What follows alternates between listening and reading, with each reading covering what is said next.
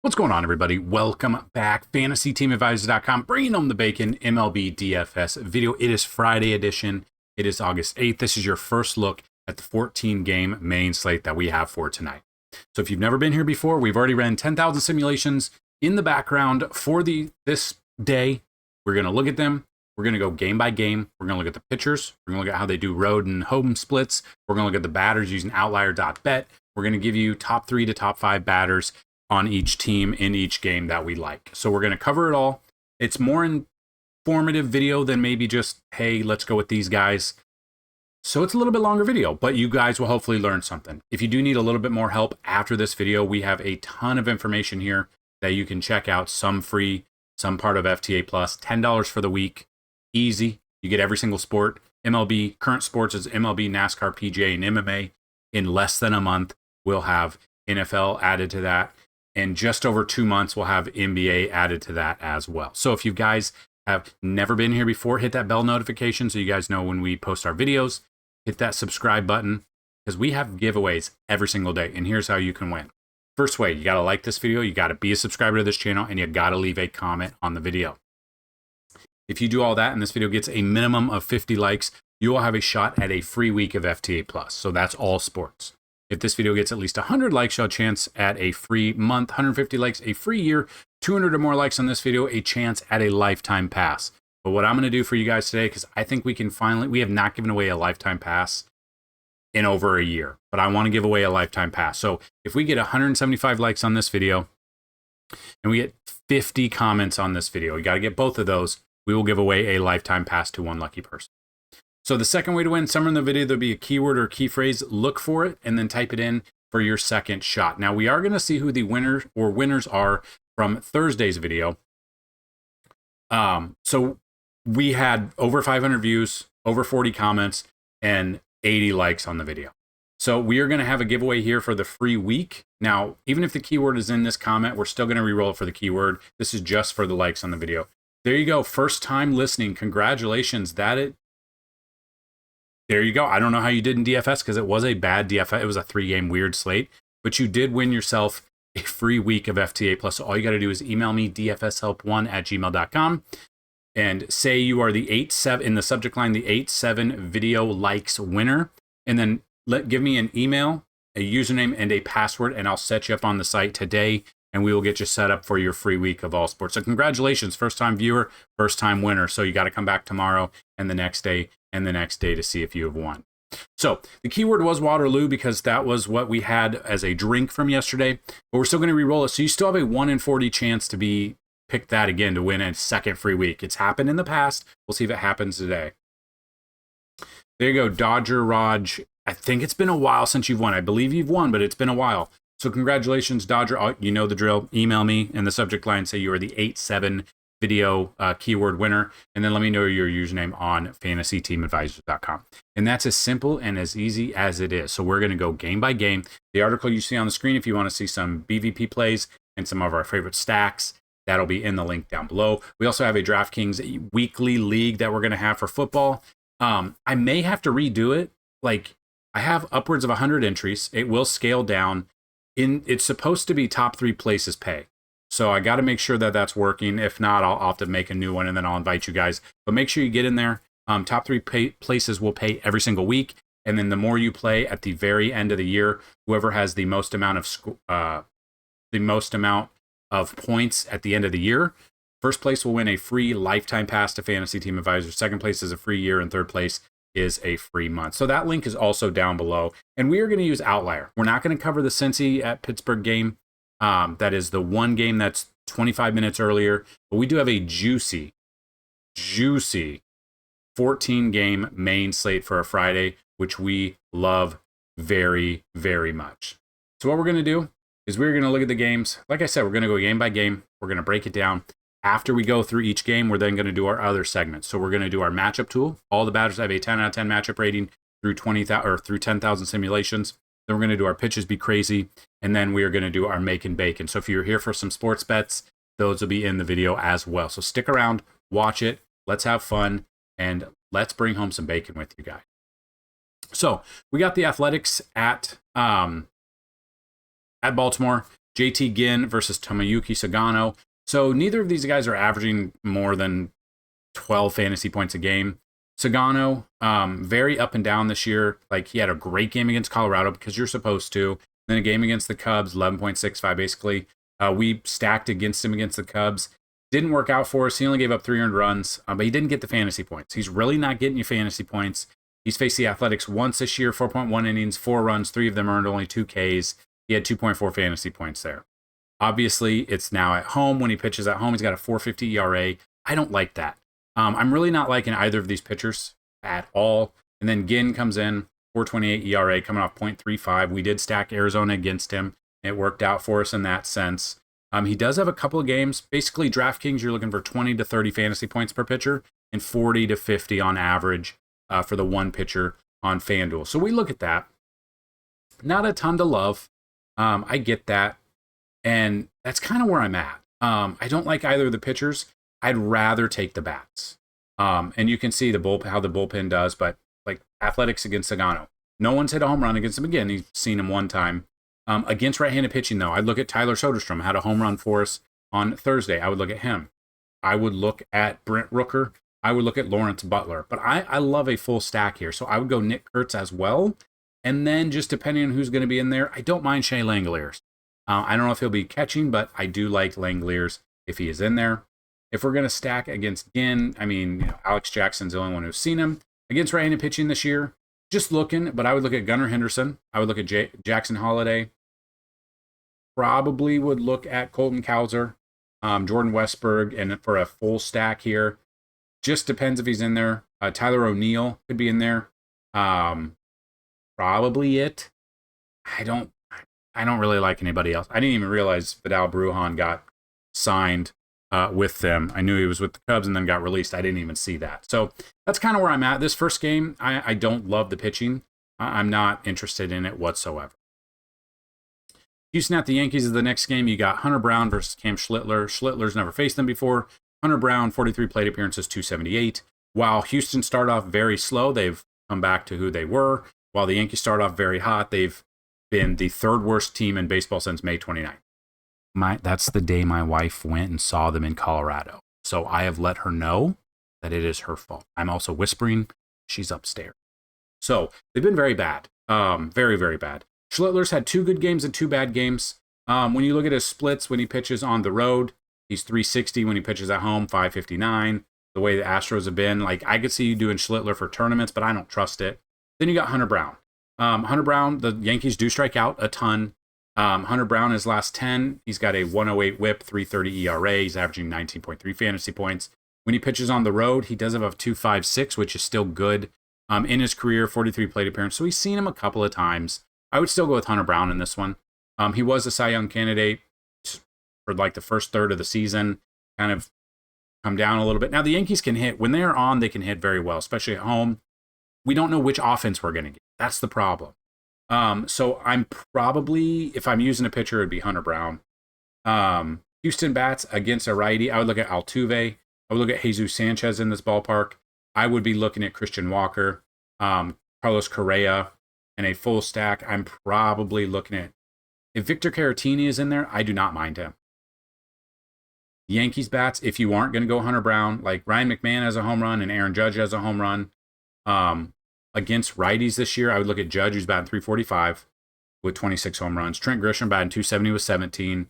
Bellinger at home, 250 with 14. Ben Rice, Ryan McMahon. I don't mind. I think Stanton being in there as well. I wouldn't mind that either. So there's a full stack there, but again, we don't know which team is going, like which Yankees team is going to show up. That's the problem. It's been a very long stretch. Been a very, very long stretch. It's my wife's fault. Then you got the Angels at the Tigers. Skubal versus Hendricks. I want Skubal, and then I want Detroit bats. I would look at Riley Green. I would look at Colt Keith. I would look at Spencer Torkelson for my 3 for Detroit, but I love Skubal. He has the best matchup. The Angels strike out the most out of any team this year, striking out over 9.7 times a game and 9.78 on the road. I don't want Hendricks. Look for the Detroit Tigers, whichever lineup that come out. I would look at their lineup. Probably 1 through 5, 1 through 6 batters. And then I would look at Skubal. We don't really need to break that game down much. Skubal's going to be very expensive, and he's going to be very highly owned. I get that, but that's where I'd go in that game. Miami and Atlanta is the next one. You got Edward Cabrera versus Bryce Elder. Pretty much we have stacked against Bryce Elder this entire year. He's averaging 9.2. Edward Cabrera here. I look at Cabrera. He's coming off a great game against the Yankees, a great game against San Diego. He has not faced the Atlanta Braves this year. When he pitches on the road, he does have a 3.89, so he's been a little bit worse. But the Braves have been pretty bad this year. Then you've got Bryce Elder. He has faced the Marlins once, 5 innings, 5 earned runs. When he pitches at home, he's got a 6.54. So if I were to take a pitcher, now not necessarily going to because Edward Cabrera is not the best on the road, but I would look at Cabrera if I'm going to take one, and then I would look at the Marlins bats. Just right off the bat, I know I'm taking Augustin Ramirez. I know I'm taking Kyle Stowers, number 2. But if you want to look at them, Miami against him, like Kyle Stowers does have a home run, but against right-handed, they hit very well. So Kyle Stowers, Augustin Ramirez, Xavier Edwards, Otto Lopez, and then just kind of if you need a 5th one to make a full stack, Hernandez there, batting 328 with 4 home runs. I don't mind him either. But yeah, Braves, if you're not going to take Edward Cabrera and you're taking Braves bats, like Sean Murphy does have a home run, but against right-handed pitching, like Michael Harris, Eli White, Sean Murphy, like that's it. Like there's not a ton that I love here. And that's kind of where I'm at. I thought Austin Riley was back. Did he go back on the IL?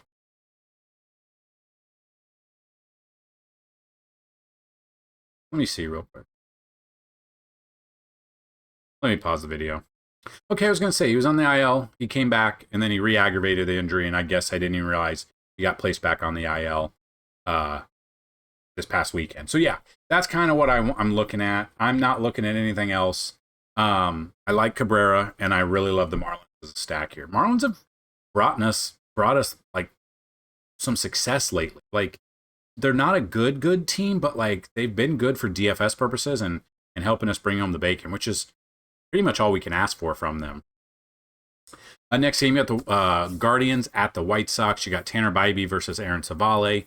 Bybee, 38 plate appearances, a 294. Bybee in his career against him, 62 plate appearances, 138 batting average. Coming off a fantastic start against the Angels, 32.45. Against the Cubs, 21. I mean, he's had back-to-back really good starts here. 20 plus out of all of those. Splits-wise, he has faced Cleveland once this year. Didn't do well, 5.2 innings, 4 earned runs. I don't mind Savale because he is 7,100. He's cheaper. Then you got Tanner Bybee. Against the White Sox, 5.2 innings, 2 earned runs, 5 Ks, had 18 fantasy points. I don't mind either of them. Through 10,000 sims and looking at the numbers, I'm not looking at either offense here. There's other games we can look at. I think both pitchers are great tournament options. If you were to look at like Guardians bats, it'd be Jose Ramirez, even though he does better against lefty pitchers. It'd be Steven Kwan. It'd be Daniel Schneemann, Kyle Manzardo. If you're looking at the White Sox, it's basically Tauchman. It's Meadroth if he's in there. Luis Robert if he's in there. That's it. Like, I don't love the White Sox. Lennon Sosa is another one I forgot. Those would be what I'd look at. But at the moment, through 10,000 sims, I'm not looking at the offenses. I am looking at the pitching, and I think I'm leaning more towards tournament options or GPP options for both rather than thinking about them for cash. Phillies at the Rangers is next. We've got Christopher Sanchez versus Merrill Kelly. Sanchez averaging 21.8. We used him his last start against Detroit, 30.4. Killed it for us, went 8 innings in that game. Kind of just looking against Boston, he went a complete game with 12 Ks. Like, he's capable of that. Against Houston, 11 Ks. In his career, he's only faced Rangers 5 plate appearances. Rangers offense has been very anemic pretty much the whole year. So I would look at Sanchez. Love Sanchez here in this ballpark. And then you got Merrill Kelly. Kind of up and down. His debut with Seattle, or against Seattle, 18.35. Splits-wise, he has faced Philly once this year, went 5 innings, 1 earned run, but only had 2 strikeouts and only 10.8 fantasy points. So while he didn't give up many runs, really didn't do anything against them. Now you look at home and away. He's technically home, but it's a different home than where he was pitching. It's an easier ballpark to pitch in than where he came from in Arizona. So his 339 could be, I think tournaments, I think Christopher Sanchez is cash and tournament. Merrill Kelly could be a sneaky tournament option, but you got to remember this Philly team is stacked. They're hitting very well. They did a lot at the deadline. They should be in contention for the World Series every year. But yeah, so both pitchers I'm okay with. If you're going against them, like Real Muto has a home run, Max Kepler has a home run. Against right-handed pitching, like Kyle Schwarber's should win MVP, I'd look at him. 24 bombs, batting 246. I would look at him. I would look at Bryson Stott. I would look at Bryce Harper. I would look at Harrison Bader. I'm probably looking at Real Muto, who's batting over 300 with 6 home runs against right-handed pitching. Texas bats against Sanchez. No one's done anything. And you can see against lefties, they really don't do anything. So I'm going Sanchez. I'm going Phillies as a stack. You want to get a little creative with a tournament pick. Merrill Kelly is only a tournament option. His ownership is probably going to be less than like 7% owned, which we could take advantage. So the next game on the docket is Kansas City at Minnesota. We do have some rain concerns, so it's always something to look at. We do have Joe Ryan versus Seth Lugo. Both have seen each other, obviously being in the same division. I would rather take Joe Ryan here. Offensively, I'm not looking at either offense right now. I'm just going Joe Ryan for cash and tournaments. You could go Seth Lugo for tournaments because, again, Minnesota did trade away 11 starters. Like, they traded away so many people at the deadline, pretty much giving up on the year. Lugo for tournament, I'm okay with. Joe Ryan for both cash and tournament, I'm okay with as well. You can see they're both averaging, 17, almost 17 and almost 21. So I do give Joe Ryan the upper hand here, but that's what I would look at. Through 10,000 sims, none of Minnesota or Kansas City are popping with a 10 out of 10 matchup rating. That's kind of what I want to look at. So that's what I would go here off. And we don't even know if the weather's going to hold up. So hopefully, cross our fingers, that's the only weather concern, and it passes, and we don't see anything from it, and we have a good day. The Mets are visiting Milwaukee. You got Kodai Senga versus Brandon Woodruff. Woodruff has been everything. He's only had one bad outing against Miami. He went 6 innings, gave up 2 earned runs, 6 Ks. The reason he had 17.3 and not 20 is he had 3 walks. Had he not had those walks, probably looking at 22, 24 fantasy points in that ballpark, what we're looking for. At 10,300, we love to see that. Splits wise, when he pitches at home, got a 348. So he has been worse at home. The Mets are the Mets, but in his career, it's been okay. Kodai Senga, on the other hand, coming off 4 straight bad starts. 1 against the Giants, 1 against the Giants again, 2 against the Giants, 1 against the Angels. The Angels strike out the most out of any team. He had 5 Ks, but gave up 4 earned runs against that offense. A bad start against Kansas City. Great start against Washington. Had a stretch there. Has not faced the Mets this year, or not faced the Brewers this year. When he pitches on the road this year, he does have a 2.20 ERA. So I think Senga's probably, I think both pitchers are in play. Senga's probably only your tournament option, but I think Brandon Woodruff is both cash and tournament option as well there. If you're going neither of the pitchers and you want to look at the offense, we can definitely look at that as well. So more hitter-friendly park than Citi Field, so we'll give that a little bit of boost for the ballpark.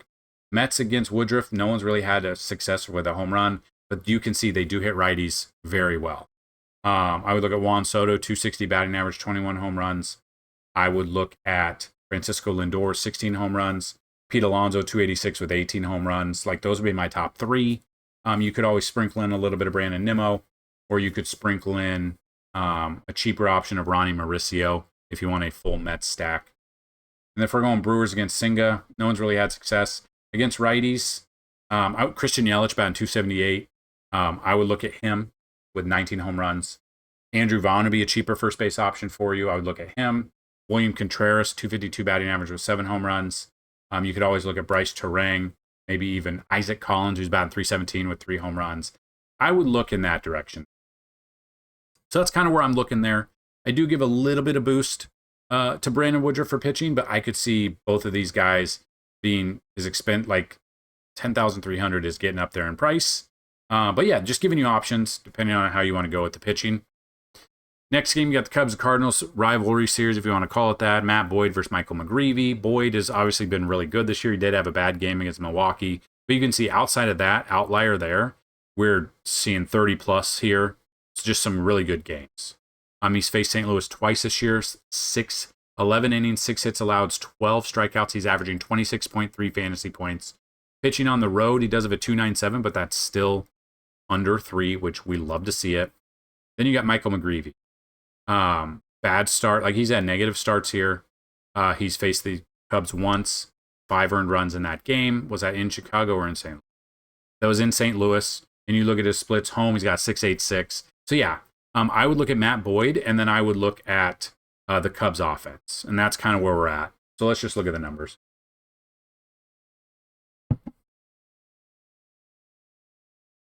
So we look at the Cubs bats against McGreevy. Suzuki does have a home run. But you can see they do hit righties better. So Pete Armstrong batting 298 with 20 home runs I would look at. Kyle Tucker's another one I would look at. Suzuki's another one I would look at. Ian Happ, Michael Busch, like Carson Kelly. Like, I love a Cubs stack here. That's what I would look at. I would look at multiple different Cubs stacks because we like more than 5 hitters in this offense. We can only have a total of 5. So that's where I'm going. I'm going a Cubs full stack here, maybe even a couple of different ones. And then I would take Matt Boyd in this situation.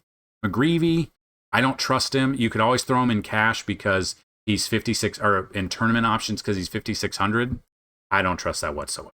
So I am not going in that direction there. Matt Boyd in the Cubs couple of stacks is where I'd look at. Now we got Colorado at the Diamondbacks, Coors Field Jr., what we call Arizona. Both of these pitchers have not been good. Zach Gallen's averaging 13.3. He's got a 5.48 ERA. He's faced the Rockies 2 times, 10 total innings, 13 earned runs, and 10 strikeouts.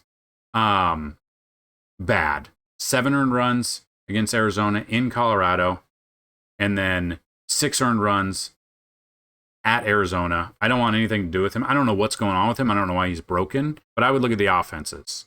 And then Austin Gomber comes in, 6.18 ERA. 1 start against them, -50. He gave up 9 earned runs. This could be another one of those 13 to 12 games or something. I'm not looking at the pitching. Now, maybe I'm wrong. But you can see Gomber, 109 plate appearances against Arizona, 305 batting average. Gallen, 72 plate appearances against Colorado, 304 batting average. Not ideal. So look at the offenses. Against Gallen, Goodman has a home run, or Arcia has a home run, Farmer, Tovar, Beck have home runs, and then Mickey Moniak has 2. If I'm looking at against right-handed pitching, I want Hunter Goodman as much as I can get him in that lineup. He's my number 1 on here. My number 2 would be Tyler Freeman. My number 3 would be Mickey Moniak. For a full stack, number 4 would be Warming Bernabel. And number 5 is probably Kyle Farmer if he's in there and starting. Those would be the ones I'd look at for Colorado. Arizona against Gomber, McCann, Alexander, and Gurriel all have 1 home run. Corbin Carroll has 2 home runs, batting .462, and then Ketel Marte has 3 home runs, batting .385. So we look at that. The batters, I would look another full stack here. I'm looking at Corbin Carroll. I'm looking at Perdomo. I'm looking at Ketel Marte.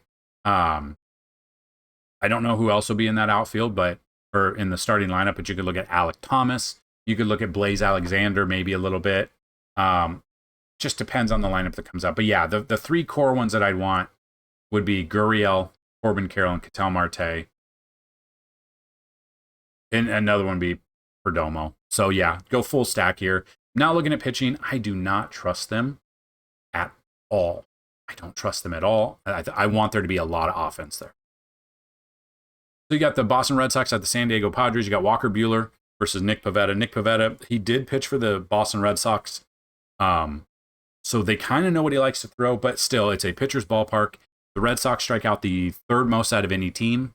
That's kind of what I look at. So Pivetta, splits-wise, he has not faced Boston this year. When he pitches at home, he does have a sub-2 ERA. That's what I would go with. I'd go Nick Pivetta. And then Buehler comes in with a 5.74 coming off -3.4. Yeah. What I would do here is I would go Pivetta, and then I would go the Padres offense. That's pretty much what I'm going to be doing here. Probably one of my top stacks. So San Diego against Buehler. Cronenworth has a home run, but Tatis has 4 home runs. He just sees the ball very well out of his hands. Against right-handed pitching, I would look at Tatis. I would look at, he's my number 1. My number 2 is Manny Machado. My number 3 is Ryan O'Hearn. 4 is probably Ramon Laureano. And 5, if we're looking for power, Jackson Merrill for home run power. But if you're looking for like speed, Luis Ariz, who does get on base there, is what I would look at. I'm now looking at Boston bats. I want Pavetta, and I want the Padres stack. Bar none. Tampa Bay at Seattle is next. Seattle does strike out the fourth most out of any team. So you got Luis Castillo versus Drew Rasmussen. So Tampa Bay's offense has been pretty meager this year. So Castillo has not faced them this year, but in his career, 70 plate appearances, 215 batting average, while striking out 32.9% of those batters. Great numbers there. You can see pitching at home, he does have a better ERA of 2.4. And Tampa Bay's offense has been, like I said, not very good this year. Then you got Drew Rasmussen, kind of up and down. You never know which Drew you're going to get, but he comes in with a sub-3 ERA. He has not faced the Mariners this year. In his career, 39 plate appearances. I don't know if I trust Rasmussen in DFS, but like for strikeouts, if you can find a strikeout line of like 5 to 6 strikeouts, I'm okay with that. I just don't know if I trust him. I think I'd rather take Castillo and then Seattle's offense, because they made some trades. They're trying to go for it this year, as they should with what Cal Raleigh's doing. Has Cal Raleigh's, it's been a minute since he's hit a home run, right? Or am I wrong? He hit one on July 31st, 27th. I mean, he goes through these stretches here. He's got 42 home runs, needs 20 more in the next month and a half. I mean, theory, he should be able to. But yeah, so looking at this, I'd rather go Mariners offense against Rasmussen. No one has a home run, but against righties this year, like JP Crawford batting 290, I would look at him. Josh Naylor batting 293, I would look at him. Eugenio Suarez batting 265 with 26 home runs, I would look at him. You need a full stack. Maybe J-Rod, who's got double-digit home runs, and Dominic Canzone batting 299. Because I think a lot of people are going to be on Cal Raleigh. Now, he could hit a couple of home runs. I don't mind him in there, but if you want to go cheaper options, I'd go a different direction. But yeah, I'm pitching-wise, I would rather take Castillo over Rasmussen in DFS. The Blue Jays fly in to Dodger Stadium. You got Max Scherzer versus Clayton Kershaw. Scherzer comes in, splits-wise. So Scherzer, he pitched, right? Was it just half a season? Did he pitch for the Dodgers just a half a season in 2021? Or am I wrong? 2021, yeah. He pitched 7 games, or he pitched 11 games. Was 7-0, obviously. But he is now 40 years old. So, yeah, I mean, he got traded from Washington to the Dodgers. I forgot about that. Then he was with the Mets for a year, not even a year. But yeah, so looking at that, I mean, they've seen some things from him. They know what he likes to throw. Game log wise, like he's had back-to-back really good games. One against Detroit, one against Kansas City. Bad game against the Yankees, good game against Toronto, good game against the Yankees. But again, he's 40 years old. His pitches are 80 to 90 range, pretty much 5 to 7 innings, depending. Splits-wise, when you see that, he's pitching on the road. He does have a 4.50 ERA on the road, and he's going to Dodger Stadium, so it's the Dodgers offense. And then you got Kershaw. So looking at Kersh, 36 plate appearances against Toronto, 188 batting average. Splits-wise, at home, he's got a 4.35, so he's not been very good at home. I don't know if I want either pitcher. Okay, I think I'd rather take the bats and go in that direction. I think I'm looking more at the bats than anything. And what we see here is Toronto against Kershaw. Bo Bichette has 2 home runs. That's it. But against lefties like Ernie Clement batting 346, I would look at. I would look at Vlad Guerrero batting 324. I would look at Bo Bichette. I would look at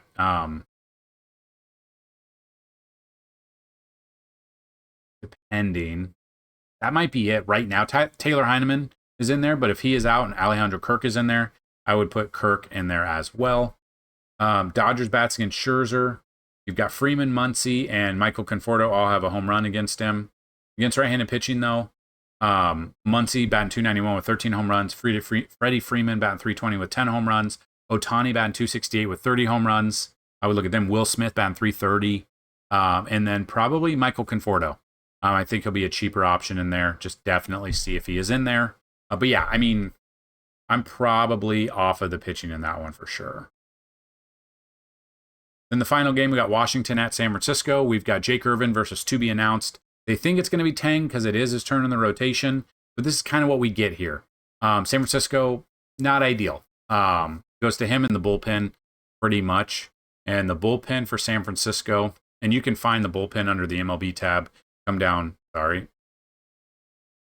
here and look at bullpen stats. But San Francisco's bullpen, 337, they've been pretty good. But if they have to go into the bullpen early, that could spell disaster. As you can see, Tang came in and gave up 5 earned run. Now, it's not confirmed, I don't think. Let's see. Oh, he is expected to get another start. Yeah. I don't trust him. I would rather stack Washington bats here. So just kind of looking at that, I don't really trust Jake Irvin either. Jake Irvin, 52 plate appearances, 260 batting average. I wouldn't really look at that. If we're looking at hitters, though, on the flip side, against Jake Irvin, Willie Adames is 6 for 13 with 2 doubles. I would look at him. Matt Chapman, 3 for 6 with a double and a home run. Elliot Ramos batting 2 for 7 with a home run against him. I would look at him. And then kind of looking at, depending, Jung-Ho Lee is in there. Gerard Encarnacion. The other day I said I felt pretty good about him, and then he hit a home run. Kind of what to look at. Washington bats against Tang. I would look at James Wood. I would look at CJ Abrams. I would look at Nate Lowe, Luis Garcia. Probably Josh Bell might be sneaky as well. So, yeah, I'm not taking the bats or the pitching. I would look at the bats. I do kind of think I would give the boost up to Washington just because of how bad Tang was his debut, but I don't think you go wrong either way. There you have it. Those are your 14 games that we have covered. If you have any questions on that, ask down below, or we have a free Discord where we give out some core plays, some value plays, and some of our favorite stacks as well. And then you can see the rest of them for $10 a week if you guys need. That's a good way to help out the channel. Another way is just watching these videos in their entirety, clicking on the likes, sharing the videos, watching them a couple of times for the watch time, and leaving comments helps out. Now, do not spam the comments because YouTube tends to, if they see multiple of the same comment, they'll put it in review. And I don't see that. I'm not going to unblock multiple different comments of the same thing. So make sure you get in there and make sure you get in that keyword. And the keyword is curse, because I think my wife cursed the Yankees by going to the game in Colorado without me. And then they've just been downhill since then. So neither here nor there. But that is your breakdown of the 14 games. Now we're going to do all of the batters that have a 10 out of 10 matchup rating through 10,000 sim. Number 1 is Fernando Tatis Jr. I love him. He's my favorite bat of the day against Walker Buehler. Number 2 is Corbin Carroll. Number 3 is Nick Kurtz. Number 4 is Brent Rooker. 5 is Michael Busch. 6 is Tyler Soderstrom. 7 is Ketel Marte. 8 is Pete Crow Armstrong. 9 is Xavier Edwards. 10 is Manny Machado. 11 is Shea Langoliers. 12 is Jackson Merrill. 13 is William Contreras. 14 is Agustin Ramirez. 15 is Ryan O'Hearn. 16, Luis Ariz. 17, Geraldo Perdomo. 18, Ramon Laureano. 19, Xander Bogaerts. 20, Kerry Carpenter. 21, Vlad Guerrero. 22, Ian Happ. 23, Otto Lopez. 24, Luis Urias. 25, Jake Cronenworth. 26, Liam Hicks. And that's it, 26 of them. So record is 38.